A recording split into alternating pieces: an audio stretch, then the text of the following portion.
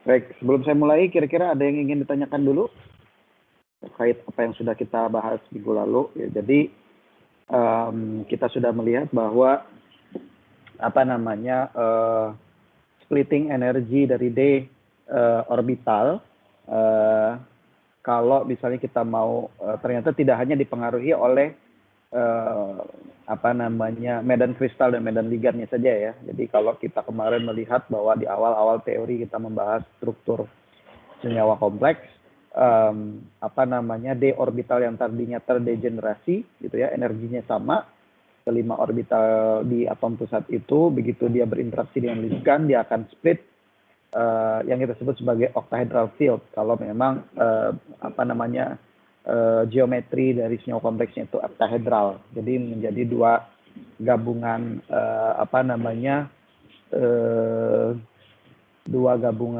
orbital yang memiliki energi yang beda, yaitu orbital Eg dan T2G. Nah, ini works great kalau kita berbicara electronic properties. Tapi kalau kita berbicara spektroskopi, ya spektroskopi properties, ya. Jadi bagaimana si senyawa kompleks itu behave apabila dia berinteraksi dengan cahaya, maka splitting itu ternyata tidak cukup gitu ya. Jadi kita tidak bisa menjustifikasi pik-pik yang ada di spektrum absorpsi yang sudah kita lihat, contohnya kemarin di senyawa kompleks heksa-aquo-vanadium. Jadi apalagi kalau misalnya elektronnya sudah banyak gitu ya, jadi multi elektron system. Kalau elektronnya satu, mungkin kita bisa memberikan penjelasan bahwa eksitasi itu terjadi dari senyawa orbital T2G ke Eg. Tetapi begitu elektron yang sudah lebih dari satu, maka eksitasi itu menjadi lebih kompleks. Nah, jadi kita melihat kemarin pendekatan yang lain, yaitu melalui ternyata ada interaksi elektron-elektron, kemudian ada yang kita sebut sebagai tadi elektron-elektron coupling, kemudian spin-spin coupling, kemudian spin orbital coupling, yang menyebabkan D orbital itu terpecah menjadi beberapa atomic states yang energinya berbeda. Kemudian ditambah lagi dengan interaksi orbital field, ya, octahedral field, sesuai dengan teori medan kristal medan ligan, kita melihat bahwa splitting energinya malah menjadi lebih bervariasi. Nah, ini yang kemarin kita sebut sebagai diagram korelasi ya. Jadi kita melihat bahwa pada kondisi dia free ion, D orbitalnya itu sudah mulai tersplit menjadi beberapa atomic states yang energinya berbeda. Nah, kemudian kita juga sudah melihat kemarin kita bisa menentukan siapa yang menjadi ground state-nya. Ya, dalam kasus D2 kan kita bisa mendeterminasi triplet F sebagai ground state, ya, atomic state yang energinya paling rendah. Kemudian dengan aturan seleksi kita tahu bahwa eksitasi itu hanya bisa terjadi dari energi state yang spin multiplicity-nya sama dalam kasus ini ya. Jadi eksitasi itu cuma bisa terjadi di triplet F ke triplet T. Sehingga kemudian begitu ligan itu mulai masuk ya, di sini sudah mulai masuk ligan. Ya, meskipun weak field ya, jadi interaksi antara ligan dan atom pusatnya itu masih lemah gitu ya, di mana delta O-nya masih sangat kecil. Sini sudah mulai tersplit energinya, sehingga kemudian begitu kalau ligannya sudah mulai masuk full gitu, dia akan dipengaruhi oleh tadi splitting energi dari pengaruh octahedral field, sehingga kita bisa menjustifikasi kemarin eksitasi yang terjadi. Jadi kalau kita ingat di awal sekali heksa-aquo-vanadium ini memiliki 3 peak gitu ya, maka kita bisa menjustifikasi bahwa peak itu terjadi karena ada eksitasi elektron dari triplet T1G ke triplet T2G. Ya, itu yang pertama. Kemudian yang kedua dari triplet T1G ke triplet T1G juga, yang kalau yang ini yang triplet F, kalau yang ini yang triplet P, ya. Kemudian yang terakhir, yang ketiga Yang apa namanya gap energi yang paling besar yaitu triplet T1G ke triplet A1G. Nah, jadi itu yang pertama. Nah, yang kedua, diagram korelasinya kemudian bisa kita translate ke apa yang kita sebut sebagai Tanabe-Sugano diagram. Jadi kalau saya hapus lagi ya. Nah, jadi diagram Tanabe-Sugano ini sebenarnya tidak lain dan tidak bukan adalah diagram energi di sini ya. Diagram energi yang ini yang kemudian ditranslatekan. Kalau kalian lihat kan dia sebenarnya sama nih. Jadi di sini ada free ions, kemudian di sini ada kondisi setelah dia mengikat ligan. Nah, ini juga sama. Nah, jadi diagram Tanabe-Sugano ini biasanya kita tuliskan seperti ini, di mana sumbu X-nya itu adalah rasio antara delta O itu kan kita tahu adalah energi gap antara T2G dan EG ya. Jadi, kemudian B ini adalah raka parameter yang seperti kita lihat. Nah, jadi biasanya rasio ini nilainya dari 0 sampai 40 ya. Biasanya untuk diagram Tanabe-Sugano itu dari 0 sampai 40. Apa artinya? Apa namanya delta O dibagi B ini? Delta O dibagi B ini menunjukkan seberapa besar atau seberapa kuat medan octahedral field-nya. Jadi kalau kalian ingat, kalau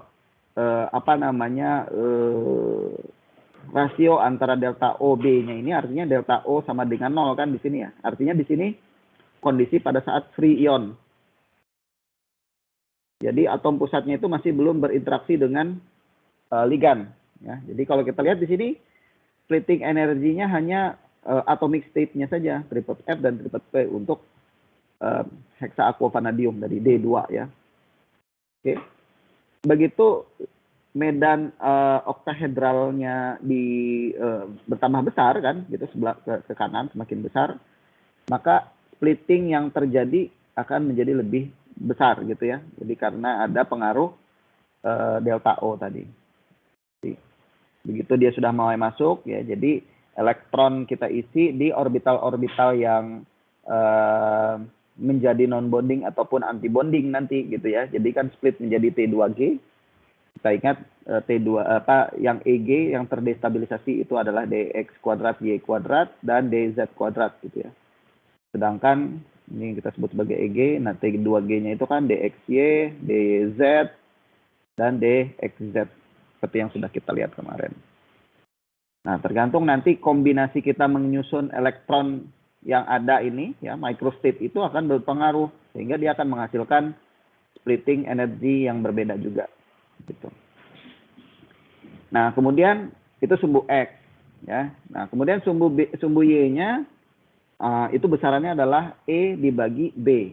B ini sama raka parameter ya. Kemudian E-nya ini adalah energi dari excited state gitu ya. Jadi ini adalah energi yang kita dapatkan dari pengukuran kita menggunakan spektrofotometer itu. Jadi kalian nilai berapapun frekuensi atau biasanya kan kalau spektrum UV vis itu kan kita dapatkan dalam bentuk wave numbers ya. Wavelength. Jadi kalau seperti yang sudah kita ketahui bersama ya gitu ya, sumbu Y-nya itu absorban, sumbu X-nya itu adalah lambda kan gitu ya. Jadi nah seperti itu. Nah, misalnya dia peak-nya di sini. Nanti kalian dapat lambdanya ini dengan menggunakan Planck equation, kalian akan dapat energinya. Nah, energi itulah yang masuk ke situ, ini besarannya gitu ya. Oke, nah inilah yang kemudian kita sebut sebagai diagram Tanabe-Sugano. Dan diagram Tanabe-Sugano ini dia masing-masing berbeda bentuknya tergantung dari jumlah elektronnya. Jadi kita ingat bahwa kemarin splitting energi itu sangat dipengaruhi oleh berapa banyak microstate dan berapa banyak atomic state-nya. Nah, obviously kalau jumlah elektronnya berbeda, maka kombinasi yang bisa kita buat untuk mengisi d orbital itu juga akan berbeda kan kemarin ya, sesuai dengan permutasi yang sudah kita lihat di hari Sabtu kemarin. Nanti kita akan lihat D1 kayak gimana bentuk diagramnya, D2 kayak gimana, D3 kayak gimana. Jadi sudah ada template-nya. Jadi teman-teman tidak usah selalu menghafal. Nanti kalau ujian pun akan dikasih template diagram Tanabe-Sugano, tetapi kalian tahu kenapa asal usulnya dari mana ya. Jadi kenapa dia split menjadi seperti ini, kenapa bentuknya seperti itu gitu. Oke, jelas sampai sini ada pertanyaan dulu?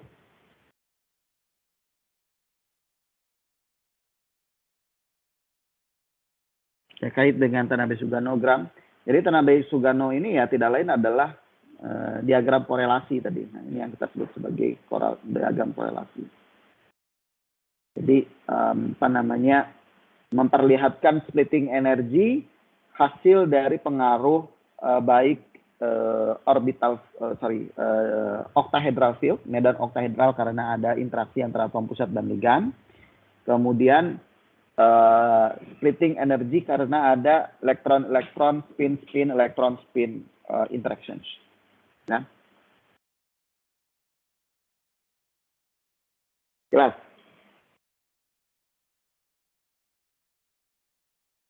Cukup jelas?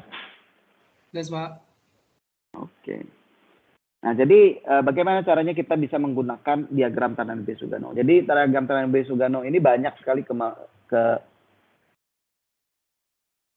kegunaannya ya. Jadi kita bisa, yang pertama adalah kita bisa menjustifikasi misalnya transisi elektroniknya yang sudah kita tadi lihat.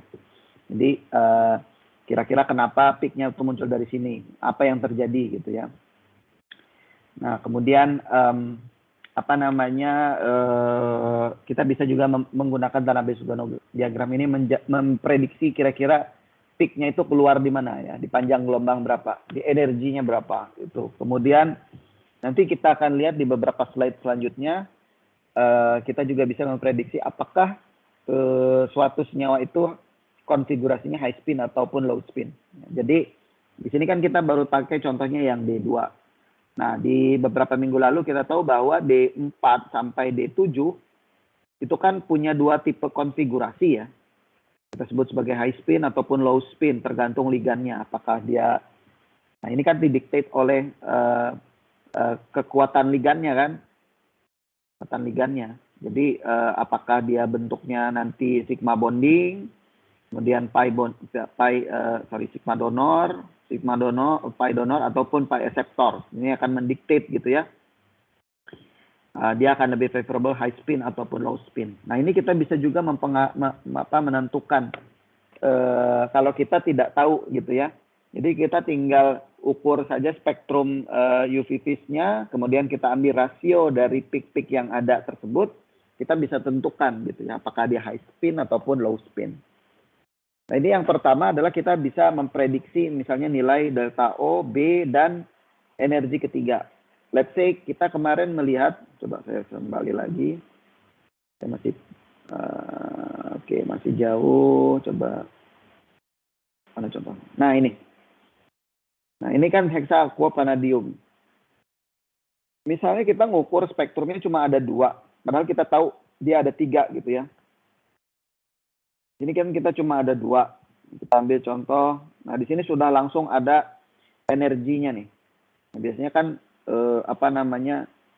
yang kalau spektro biasa itu kan dia seperti yang sudah saya tadi gambarkan, plot antara absorbansi dan panjang gelombang gitu ya.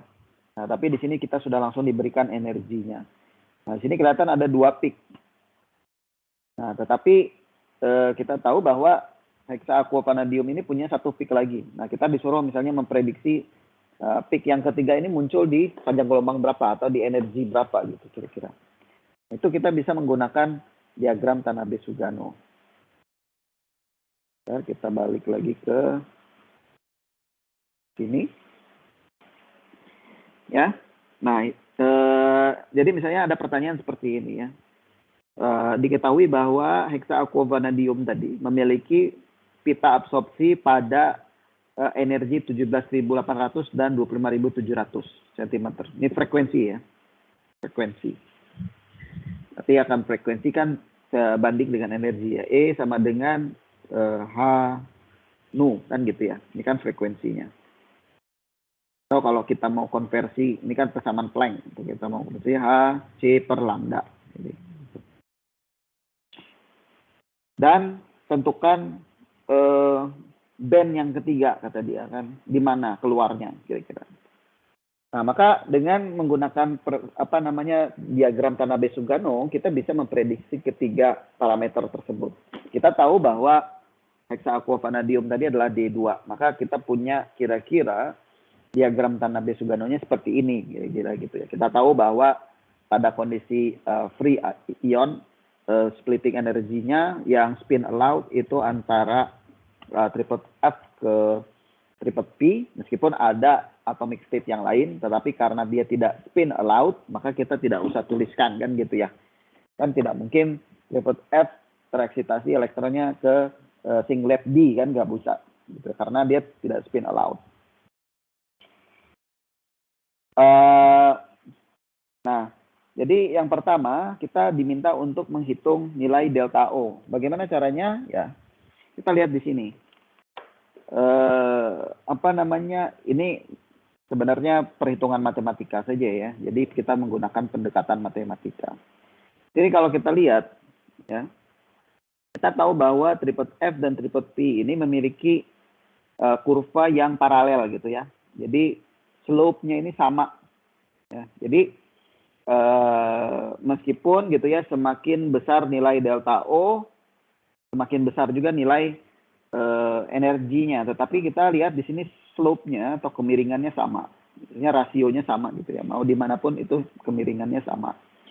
Maka kalau kita tahu nilai E-nya di sini, ya, maka kita bisa menghitung nilai delta 0.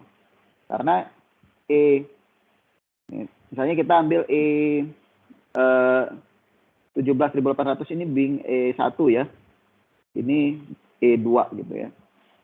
Nah, maka kita rasio E2 per B gitu ya. Misalnya kita ambil di sini ya. E1 per B gitu ya. Artinya kan 17.000, B-nya kan bisa kita coret gitu ya. Berarti E2 dibagi E1 sama dengan rasionya 1,44. 1,44 rasionya. Nah, jadi hampir hampir 1,5 gitu rasionya. Nah, dari rasio ini kita bisa mendapatkan nilai ini kan. Ya. Jadi nilai ini kan berarti sigma O per B 1 gitu ya untuk energi 1 dibagi sigma O B 2 per B gitu ya untuk energi yang kedua gitu. Sorry, ini 2, ini 1. Nah, dengan itu kita bisa tahu di mana kira-kira posisinya. Rasio itu sama dengan 1,44. Jadi kalau ininya 1,4, di sininya juga rasionya pasti harus 1,44 kan gitu ya. Nah, jadi kita tinggal estimasikan aja posisi sumbu X-nya itu di mana agar rasionya ini sama dengan 1,44. Nah, di sini diperoleh sama dengan 31. Ya. Jadi teman-teman bisa ada berbagai macam cara ya. Kalau cara manual itu kita misalnya pilih salah satu aja yang arbitrary gitu ya. Titik misalnya ambil 35. 35 kita ambil di sini berapa? Gitu ya nilai E-nya. Kemudian ini di sini berapa? Nilai E-nya. Dapat nilai E per B-nya kan. Kalian ambil rasio. Pasti rasio di 35 itu pasti lebih besar dari 1,44 kan gitu. Karena dia lebih besar. Karena di sini kita udah tahu 31 sih sebenarnya. Kalau kita nggak tahu 31, misalnya ini dapat nilainya lebih besar dari 1,44. Kemudian kita ambil contoh lagi 25. Nah, kita kan dapat nilai untuk E1-nya. Kemudian dapat nilai untuk E2-nya. Kemudian kalian rasion juga. Pasti nilai E di sini, rasio E2 dibanding E1-nya lebih kecil dari 1,44. Nah, dengan dua nilai ini kalian bisa estimasikan kalau dia sama dengan 1,44 berapa nilai ininya. Nah, pasti akan dapat 31.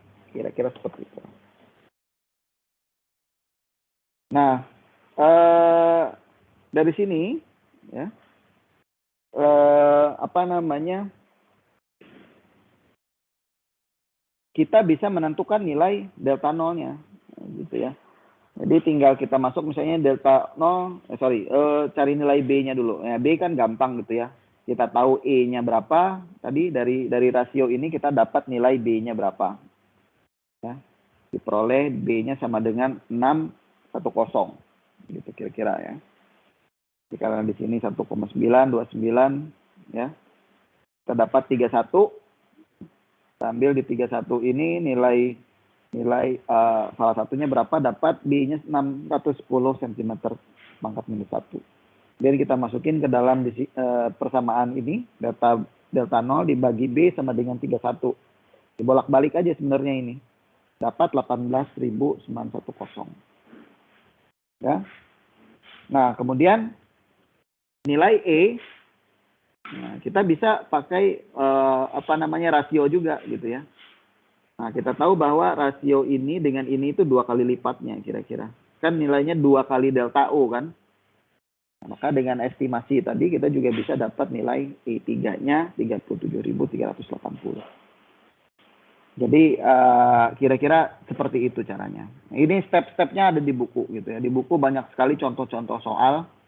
Mungkin nanti saya juga akan kasih tugas gitu ya biar kalian bisa lebih leluasa dan punya banyak kesempatan untuk mengexercise kira-kira apa yang dihitung. Nanti pertanyaannya macam-macam, bisa ngitung B-nya, delta nolnya, atau mungkin E3-nya yang diketahui, kalian disuruh mencari E2-nya atau E1-nya gitu ya. Jadi seperti itu.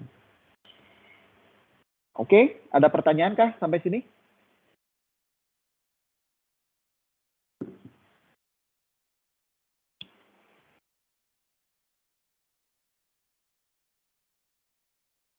Jelas? Jelas, Pak.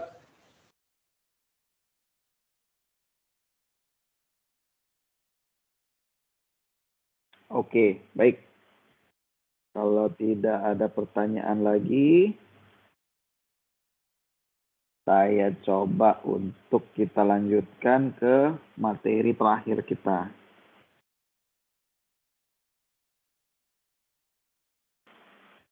Oke, baik. Nah, tadi kita sedikit teaser saja itu tentang Tanabe-Sugano. Jadi, asal-usul Tanabe-Sugano diagram itu seperti apa ya? Jadi, dari diagram korelasi tadi ya. Jadi, kita bisa melihat bagaimana splitting itu terjadi kalau dia dalam bentuk trion sampai dia dikenai oleh octahedral field. Nah, ini sama ya. Jadi, sebenarnya kita tidak perlu lagi menjustifikasi setiap microstate-nya, tinggal kita lihat saja nanti splitting free ions terhadap octahedral. Nah, ini baru di octahedral. Bayangkan kalau misalnya geometrinya itu bukan octahedral gitu, tapi tetrahedral, trigonal bipiramid, trigonal prisma dan lain sebagainya, pasti akan lebih kompleks lagi. Nah, jadi dan tentunya penentuan splitting ini tidak serta-merta harus manual kayak yang kita lakukan ya. Semuanya juga sudah menggunakan simulasi. Tetapi seperti yang sudah saya sampaikan, sebagai seorang kemis, teman-teman harus tahu fundamentalnya, tahu apa yang terjadi. Meskipun simulasi itu dilakukan oleh komputer, tapi kita tahu komputer itu ngapain, apa yang dia hitung kan gitu ya. Jadi seperti itu. Oke, nah ini juga ya. Jadi tinggal kita lihat saja untuk octahedral, senyawa-senyawa octahedral, maka splitting yang terjadi ya tinggal kita lihat aja misalnya senyawa kita itu D berapa kan gitu ya. Ini sudah available mulai dari D1 sampai D10. Nah, cuma problemnya kemarin D4 sampai D7 ini ada konfigurasi high spin atau low spin kan gitu. Tergantung dari ligannya. Nah, bagaimana splittingnya yang terjadi kalau high spin dan low spin? Jadi ini akan berimpact kepada interaksi elektron-elektron, spin-spin yang akan kita buat kan gitu ya, kombinasi elektronnya. Kalau konfigurasinya low spin misalnya, maka cara kita mengisi orbital itu kan juga berbeda dengan kalau dia konfigurasinya high spin. Nah, ini akan mempengaruhi atomic state baik energinya maupun posisi dari tiap-tiap atomic state yang tadi gitu ya. Kita lihat. Kemarin kan kita ambil contoh hanya cuma D2. D2 kan nggak ada kemungkinan bisa high spin, dia selalu low spin karena cuma 2 kan gitu. Nah, inilah yang akan kita coba lihat di beberapa slide selanjutnya. Kita ambil contoh D7 ya. Jadi kompleks dengan D4 sampai D7 ini agak spesial diagram Tanabe-Sugano-nya. Nah, jadi sebenarnya yang terjadi kita split dia menjadi 2 tipe diagram. Ya, jadi dari satu diagram Tanabe-Sugano untuk kompleks yang mempunyai kemungkinan bisa dalam konfigurasi high spin ataupun low spin tadi, kita split diagramnya menjadi 2 bagian. Satu bagian kita sebut sebagai bagian weak field, di mana nilai delta nolnya itu kecil. Jadi artinya splitting energi kan perbedaan utama high spin dengan low spin itu kan delta nol sebenarnya ya. Jadi kalau kita ingat, terus saya bagi-bagi. Jadi bagi 2 seperti ini ya. Ini yang high spin, ini yang low spin. LW.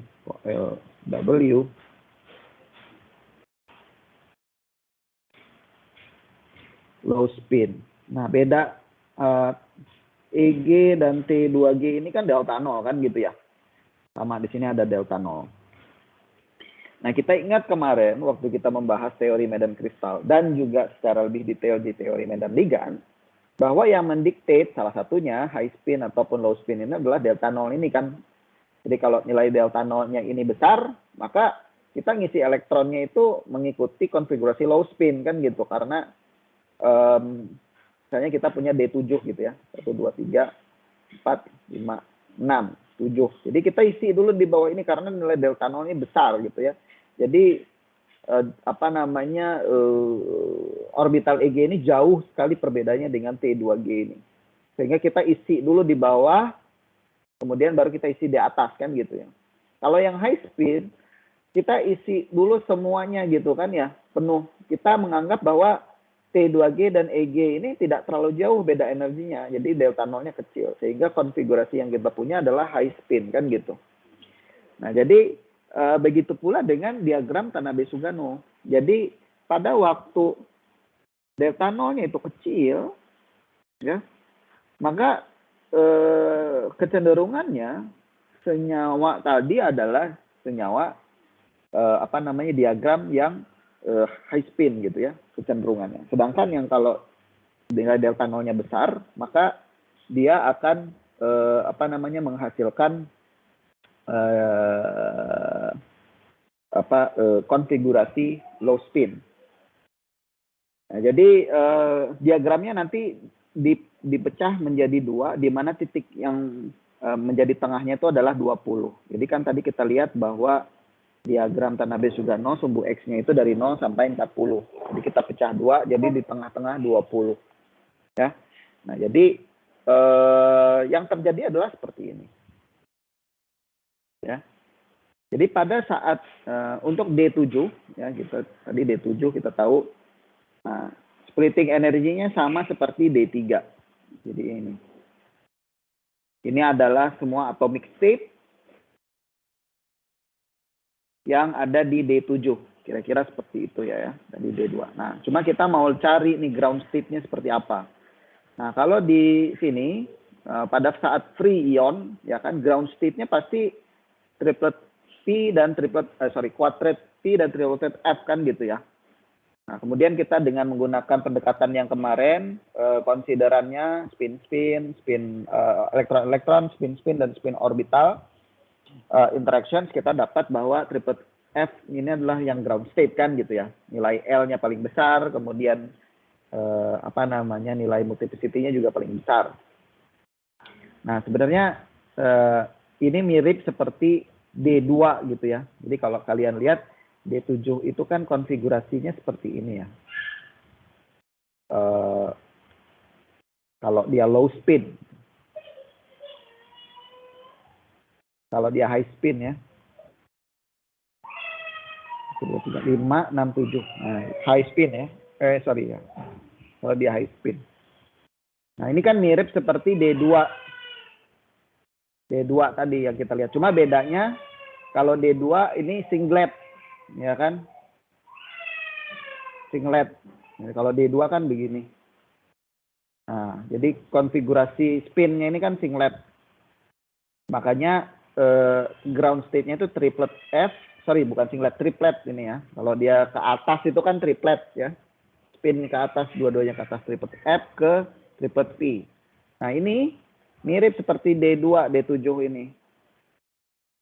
Ya kan? Cuma bedanya dia spinnya ke bawah gitu. Makanya dia quartet F ke quartet I kan gitu splittingnya. Nah, jadi kita lihat di sini sama seperti apa yang sudah kita tadi lihat di Tanabe Sugano untuk D2. Triple F dia akan splitting menjadi quartet T1G sebagai ground state gitu ya. Begitu weak field medan octahedralnya sudah mulai masuk gitu ya. Sudah mulai naik, kemudian dia akan splitting triple F-nya menjadi triple T1G, T2G dan A2G. Tadi ya kita mengisi elektron di situ.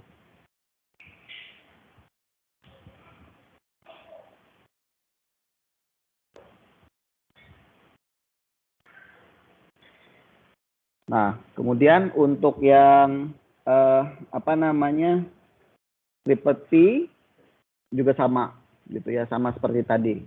Karena kita cuma punya satu konfigurasi kan yang sama. Jadi dua-duanya adalah kita mengisi elektron di T2G dan EG11 gitu ya. Jadi sama. Nah, tapi di sini kalau kita lihat ada doublet G. Ya. Doublet G ini pada saat saya kira hapusin dulu semuanya. Nah, pada saat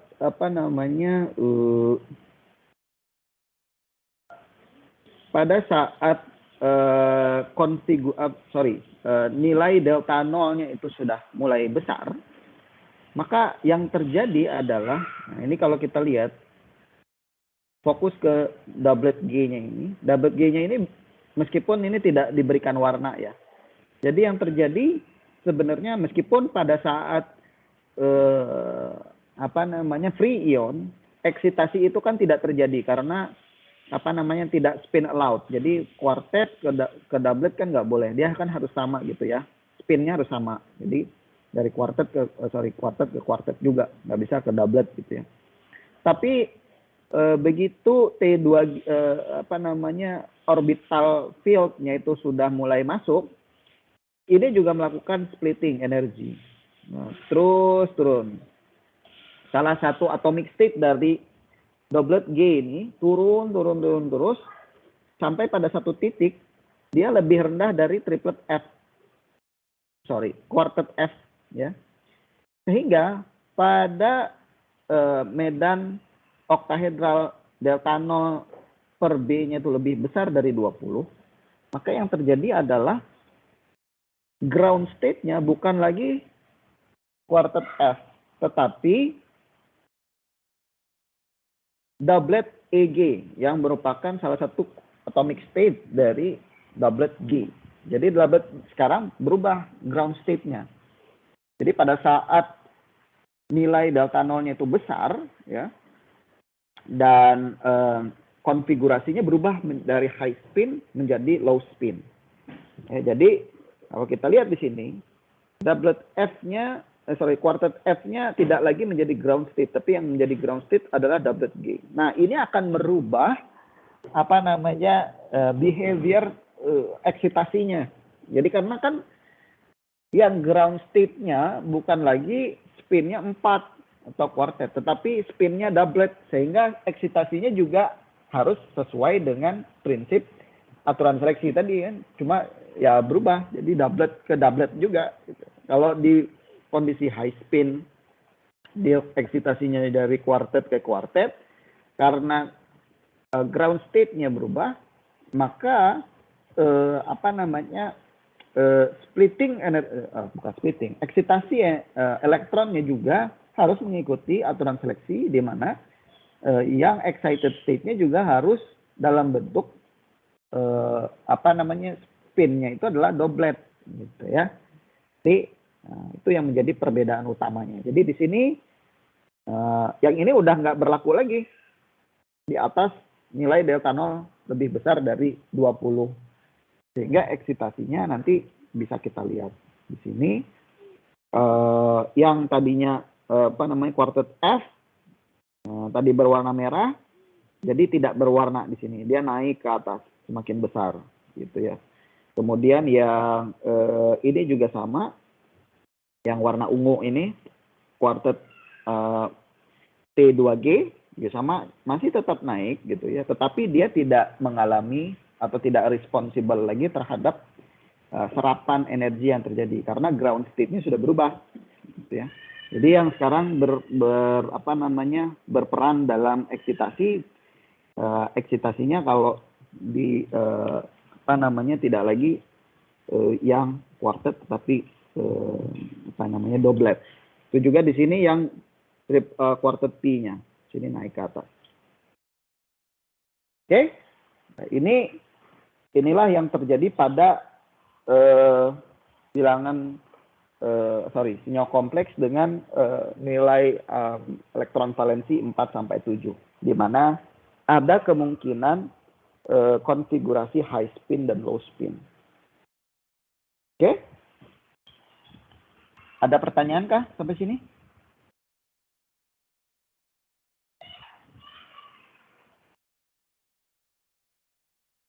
Jelas?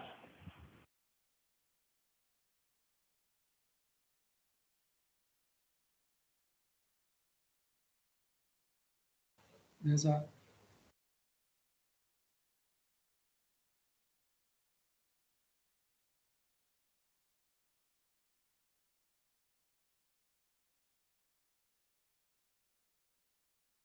Oke.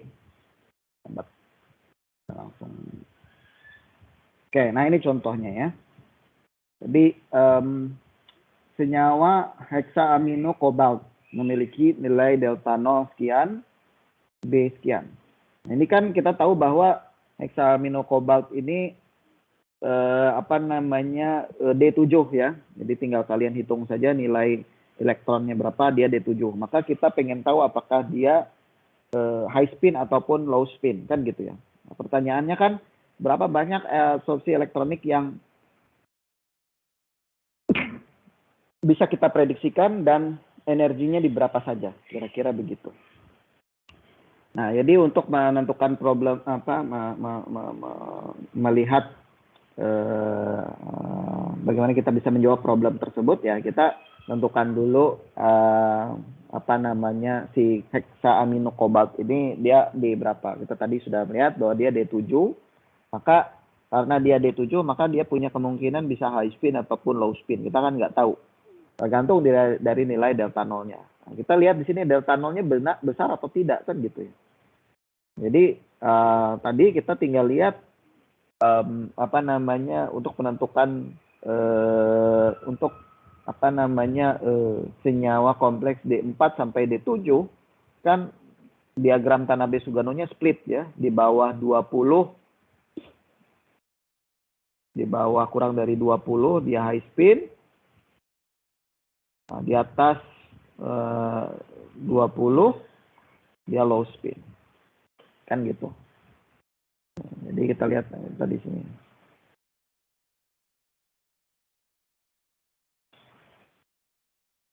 Ya, nanti kita tinggal hitung ya, nilai delta nolnya diketahui, nilai B-nya diketahui, diperoleh rasio delta nol B-nya itu sama dengan 11. Jadi dari sini kita sudah punya ide bahwa wah senyawa kompleks ini pasti high spin, kan gitu ya konfigurasinya. Tinggal kita lihat diagram Tanabe-Suganonya ya. Diagram Tanabe-Sugano untuk D7 itu kita punya seperti ini. Nah, tinggal kita masukin di delta 0 dibagi B-nya itu sama dengan 11, kita dapat pasti di sini dia akan punya 3 absorpsi. Jadi kita akan lihat, kita akan expect kurvanya itu akan mempunyai 3 peak gitu ya. Kira-kira seperti itulah. Peak yang pertama pasti kita bisa tentukan peak yang pertama itu terjadi akibat splitting energi, eksitasi elektron dari energi 4T1G, kuartet T1G ke kuartet T2G, kemudian yang kedua adalah kuartet T1G ke kuartet A2G, dan yang terakhir adalah kuartet T1G ke kuartet T1G yang kuartet P. Jadi seperti itu. Kemudian energinya juga kita bisa hitung, ya.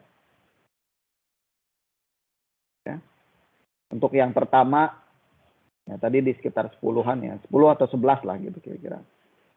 Tinggal dikalikan dengan ini bukan 10, ini 11 harusnya ya.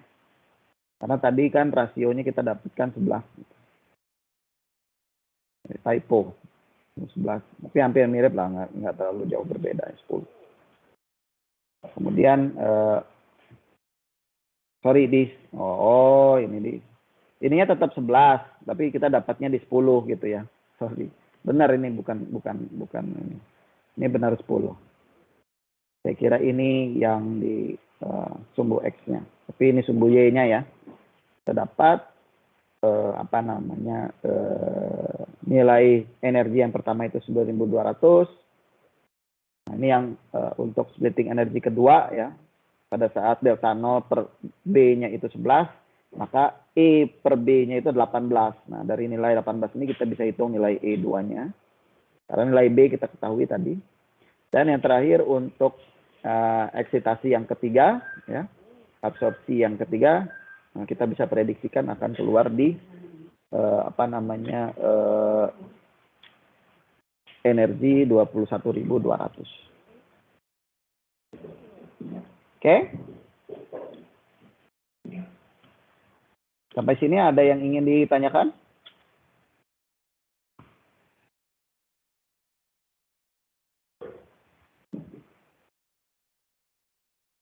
Nah, kalau tidak ada yang ditanyakan, jadi ini adalah diagram Tanabe-Sugano untuk ke 10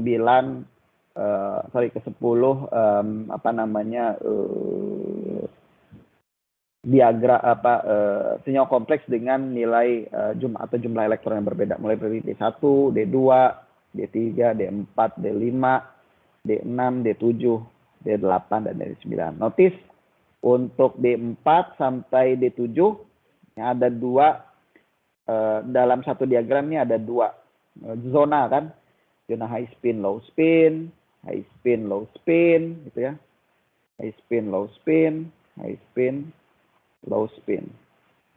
Nah, untuk D1, D2, D8, dan D9 ini cuma 1. Jadi kita tidak perlu menentukan apakah dia low spin ataupun high spin, karena ya memang tidak ada option itu kan gitu. Jadi tinggal teman-teman lihat diagram Tanabe-Sugano-nya ini saja. Jadi jangan khawatir nanti untuk waktu ujian gitu ya.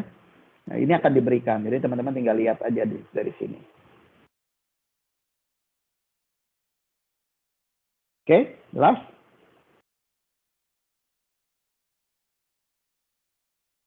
Nah, tadi kebetulan memang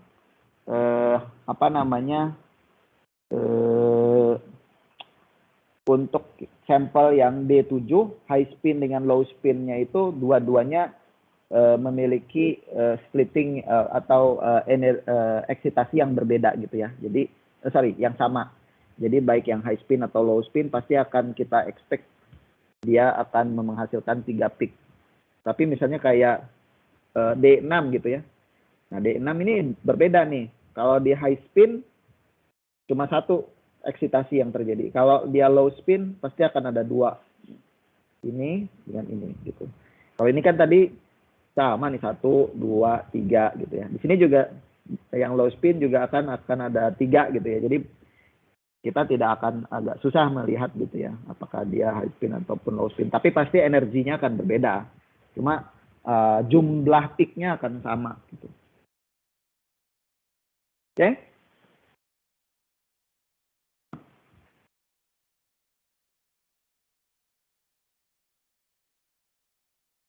Oke. Nah, kemudian yang selanjutnya, ada pertanyaan nggak?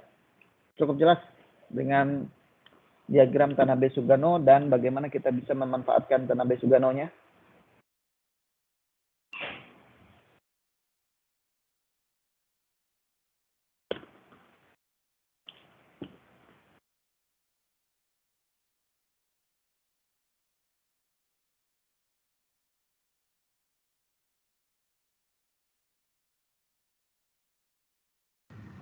Jadi saya tidak.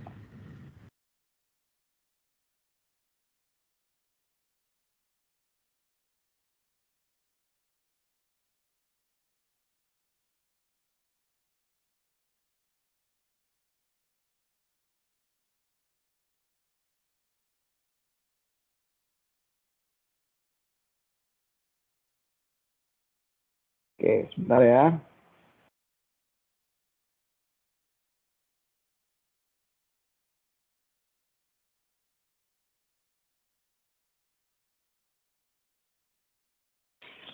Oke, baik. Nah, selanjutnya fenomena ini tidak berhenti di sini saja. Ya, jadi fenomena spektroskopi ini memang banyak sekali parameter yang mempengaruhi. Jadi tadi kita sudah melihat serapan itu dipengaruhi oleh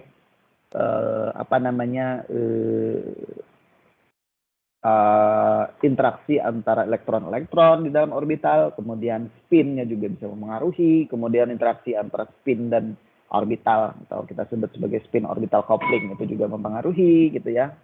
Kemudian octahedral field-nya juga bisa mempengaruhi gitu kan, splitting menjadi EGT2G kalau dalam konteks senyawanya itu adalah senyawa octahedral. Nah, kita melihat kemarin ada salah satu efek yang kita sebut sebagai efek Jahn-Teller. Nah, ini juga mempengaruhi spektroskopinya. Ya. Kita tahu bahwa efek Jahn-Teller itu terjadi karena ada degenerasi ya. Nah, ada unequal okupansi pada orbital yang terdegenerasi. Contohnya seperti ini. Nah, ini kan okupansi di orbital EG ini kan tidak sama. Yang satunya terisi penuh, yang satu terisi sebagian. Padahal energinya sama. Nah, ini kan nature tidak suka hal ini kan gitu ya. Jadi dia sebenarnya tidak equal tetapi dipaksa untuk equal. Maka yang lakukan adalah melakukan fenomena Jahn-Teller effect ini di mana salah satu orbitalnya itu kan turun energinya gitu ya. Nah, sehingga ada perbedaan lah kira-kira gitu yang terisi penuh dengan yang terisi sebagian. Nah, fenomena ini selain dia mempengaruhi panjang ikatan dari salah satu ligan yang kebetulan dia interaksinya itu terjadi pada orbital tersebut, pengaruh lain adalah pada serapan absorpsinya gitu ya, pada serapan cahayanya. Nah, ini biasanya akan menghasilkan bahu pada peak, shoulders. Jadi kita lihat di sini ya. Misalnya kita ambil contoh senyawa D9 di sini, hexa aquo copper 2. Ya. Nah, di sini kita melihat bahwa ada unequal occupancy pada frontier molecular orbital diagram dari hexa aquo copper ini di orbital EG-nya, sehingga kita bisa mengekspek dia akan melakukan mengalami proses Jahn-Teller gitu ya, di mana salah satu orbitalnya ini akan turun gitu ya, energinya akan terstabilisasi, yaitu di ligan yang di posisi aksial akan melakukan elongasi gitu ya, ikatan jadi lebih panjang, sehingga karena ini EG itu adalah ikatan anti bonding ya, dan ini adalah non bonding, seperti yang sudah kita pelajari sebelumnya, karena air itu adalah neutral ligand dan dia full sigma donations gitu ya, pasti ini adalah anti bonding, ini adalah non bonding. Sehingga dengan ininya lebih panjang, maka orbital DZ kuadratnya ini akan lebih stabil energinya karena dia lebih less anti bonding kan. Jadi kita mengurangi elektron density di anti bonding, artinya dia akan menjadi lebih stabil. Nah, ini akan mengakibatkan kemampuan si atom tersebut atau molekul tersebut mengalami perbedaan energi, dan perbedaan energi ini memberikan ruang untuk eksitasi elektron kan gitu ya. Jadi kan kalau energinya berbeda, maka energi eksitasinya juga akan berbeda. Jadi kita akan melihat fenomena ini di spektranya. Jadi ada bahunya gitu ya.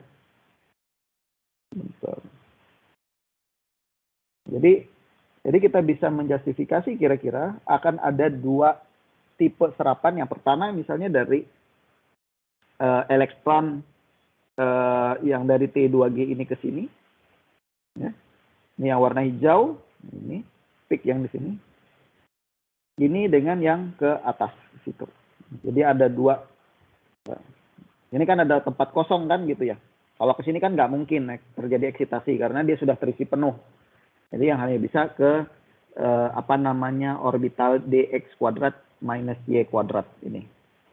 Nah, tetapi karena ini sebenarnya tidak perbedaannya tidak sangat besar gitu ya. Dia hanya cuma terjadi karena ada efek perpanjangan ikatan saja, sehingga sebenarnya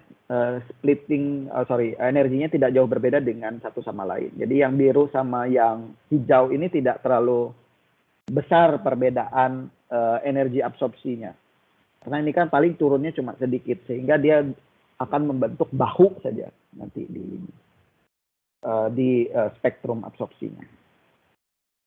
Kira-kira seperti itu. Nah, kemudian untuk senyawa kompleks yang non-oktahedral, nah ini mempunyai behaviornya sendiri, gitu ya. Kita ambil contoh misalnya seperti senyawa kompleks tetrahedral. Tetrahedral ini kan karena dia tidak mempunyai bentuknya itu kan tidak simetris ya, tidak simetris sih. Tidak sesimetris oktahedral, di mana kalau kita lihat simetri tetrahedral itu dia kan tidak mempunyai operasi simetri inversi kan. Oleh karena itu, Laporte selection rules di mana point of interest-nya itu adalah simetri inversi, seperti yang sudah kita diskusikan beberapa minggu yang lalu, ini tidak berlaku di senyawa-senyawa tetrahedral. Sehingga dia nggak masalah meskipun parity-nya berbeda gitu ya. Nah, jadi parity-nya sama. Jadi kalau di senyawa oktahedral kemarin kan eksitasi atau energi transisi elektronik dari D ke D itu forbidden berdasarkan Laporte selection rules, karena dia mempunyai simetri inversi. Tapi di senyawa tetrahedral karena dia tidak memiliki simetri inversi, maka Laporte selection rules ini tidak berlaku, sehingga dia nyerap aja tuh ya. Jadi D ke D ini allowed gitu ya. Jadi dia nggak punya itu. Jadi oleh karena itu biasanya senyawa tetrahedral itu lebih intens absorpsinya dibandingkan oktahedral. Kalau oktahedral itu dia lebih rendah karena dia forbidden secara Laporte selection rules. Jadi oleh karena itu memang dari senyawa yang satu ke senyawa lain juga berbeda. Kemudian ada lagi yang kita sebut sebagai Hall formalisms.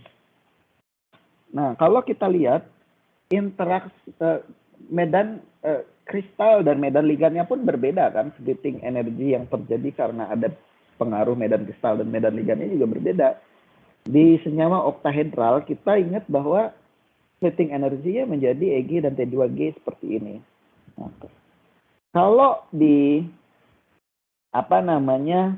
tetrahedral, dia berbeda kan, splitting energinya T2G yang di atas, Eg-nya yang di bawah, sehingga nanti diagram Tanabe-Suganonya juga akan berbeda, ya. Jadi seperti itu.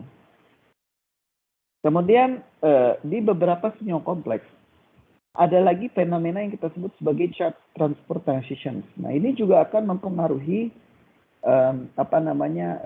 behavior dari senyawa kompleks itu menyerap cahaya gitu ya. Jadi selain tadi Gunn-Taylor effect, kemudian interaksi elektronik, kemudian medan ligan, medan kristal. Nah, jadi ternyata eksitasi elektronik, jadi dari energi yang elektron dari energi yang lebih rendah ke lebih tinggi, kemudian dia bisa pindah tuh elektronnya dari baik dari atom pusat ke ligan ataupun sebaliknya dari ligan ke atom pusat. Nah, ini yang kita sebut sebagai charge transfer transition. Ya, dari logam ke atom pusat ke ligan ataupun sebaliknya dari ligan ke atom pusat. Jadi kalau saya punya misalnya ini eksitasi elektron, kan tadi kita cuma melihat di eksitasi itu di atom pusatnya aja kan, dari D ke D apa gitu ya, eksitasi. Nah, ini bisa lompat ke ligannya. Jadi ligan ini kan punya HOMO juga gitu ya. Nah, ini akan mempengaruhi absorpsi juga gitu ya. Jadi banyak sekali yang yang mempengaruhi. Ini contohnya ya. Jadi yang pertama adalah fenomena logam ke ligan charge transfer. Ini tadi pada saat free ionnya, kemudian dia terkompleks menjadi T2G dan Eg. Nah, di sini ada ligan pi orbital ya. Kita tahu Eg di sini anti bonding, kemudian di sini ada pi orbital kan. Nah, begitu dia sudah mengkompleks dari orbital molekul diagramnya ini, MO diagramnya. Selain ini bisa tereksitasi ke sini, ini juga bisa tereksitasi ke sini. Dan ini menghasilkan serapan energi yang berbeda juga kan gitu. Dan berkontribusi terhadap overall spektrumnya. Kemudian fenomena yang kedua, ligan to metal charge transfer. Jadi kita lihat yang sigma donations gitu ya. Ini kan non bonding, ini kan anti bonding. Nah, tadi ini bisa tereksitasi ke sini. Kita lihat tadi ya, internal di logamnya. Nah, tetapi sebenarnya di bawah sini juga ada kan elektron yang tadinya dimiliki oleh orbital ligan kan gitu. Nah, elektron ini juga bisa tereksitasi ke situ. Jadi fenomenanya banyak sekali. Jadi seperti itu. Oleh karena itu ya senyawa kompleks ini banyak sekali digunakan gitu ya untuk beberapa aplikasi. Ya, contohnya yang mungkin paling sering kita lihat gitu ya, apa yang dilakukan oleh grupnya Pak Jarnuzi menggunakan senyawa kompleks sebagai photosensitizer di solar cell. Nah, jadi dia memanfaatkan interaksi yang terjadi di sini, ya, proses-proses eksitasi tadi terjadi di situ. Jadi ini contohnya adalah M3 dice. Jadi ini senyawa kompleks rutinium oktahedral. Jadi di sini di rutiniumnya dia menyerap energi juga, kemudian antara dengan ligannya juga bisa ada MLCT ataupun LMCT, metal ligand charge transfer atau ligand to metal charge transfer. Ya, jadi seperti itu. Oke. Mungkin itu saja yang ingin saya sampaikan. Jadi sebenarnya intinya adalah sifat spektroskopi dari senyawa kompleks itu sesuai dengan namanya ya, kompleks sekali. Jadi tidak hanya didiktate oleh satu fenomena saja, yaitu splitting energi karena ada medan kristal ataupun medan ligan tadi, sesuai dengan bentuknya seperti apa. Kita sudah belajar di di topik-topik sebelum UTS ya, kalau nggak salah. Jadi oktahedral, tetrahedral, kemudian trigono biplanar dan sebagainya.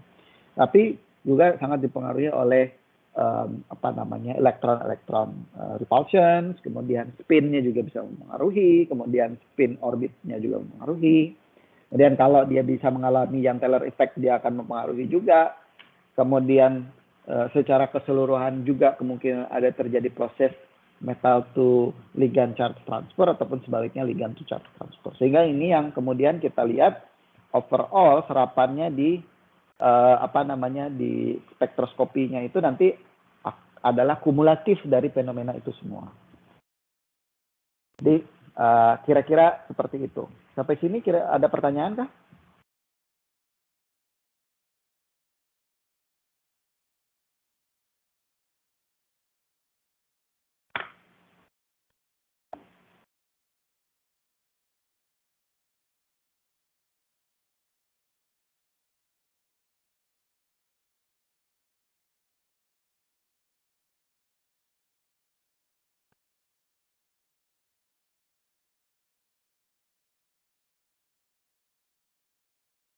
Halo?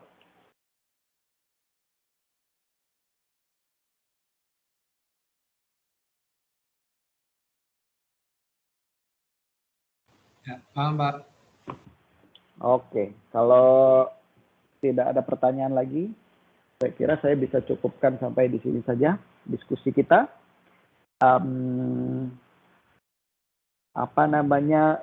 Nanti kalau misalnya ada pertanyaan ya terkait dengan bagian terakhir ini, silahkan nanti bisa menghubungi saya langsung via email gitu ya, atau mungkin mau datang untuk diskusi lebih lanjut.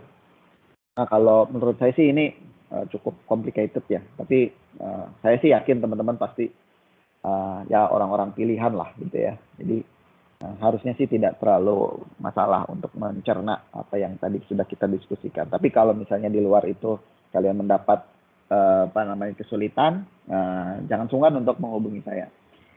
Oke, nah karena ini pertemuan terakhir kalian, saya juga mungkin mau berterima kasih atas partisipasi teman-teman selama ini, kerjasamanya. Kemudian saya juga minta maaf kalau misalnya banyak kekurangan gitu ya. Jadi terutama terkait dengan jadwal yang mungkin saya keseringannya tidak bisa committed di jadwal yang sudah kita sepakati yang dikeluarkan oleh fakultas karena ya kesibukan yang lain tidak bisa digantikan. Tapi saya mengapresiasi teman-teman mau gitu ya memfasilitasi misalnya kita kuliah di luar jam yang seharusnya. Nah, mungkin saya akan coba cek kira-kira kita bisa 1 kali tugas lagi gitu ya sebelum UAS terakhir, agar teman-teman bisa mendapatkan ide lebih dalam lagi atau lebih komprehensif lagi terkait dengan bagian terakhir yaitu Penanda Sugano ini. Jadi kalau kemarin kan di bagian-bagian yang awal itu sudah ada beberapa tugas ya. Mungkin 1 kali lagi nanti saya akan infokan ke Sarah untuk detailnya. Tapi pasti sama nanti dari buku juga ya. Jadi seperti itu. Nah, untuk UAS mungkin sama seperti UTS kemarin ya, kita akan lakukan via emas. Paling nanti teman-teman diskusi aja kalau misalnya emang kita mau sesuai jadwal atau tidak kan gitu ya. Jadi kalau misalnya kita nggak masalah kita ikut jadwal aja, saya juga nggak masalah. Atau teman-teman prefer mau kita cari waktu yang lain gitu ya. Untuk misalnya kalau dalam sehari itu banyak ujiannya gitu, nah, saya juga nggak terlalu masalah. Jadi kita bisa move ke hari yang lain. Nanti kabarin saja. Oke, sampai sini ada pertanyaan dulu sebelum saya tutup.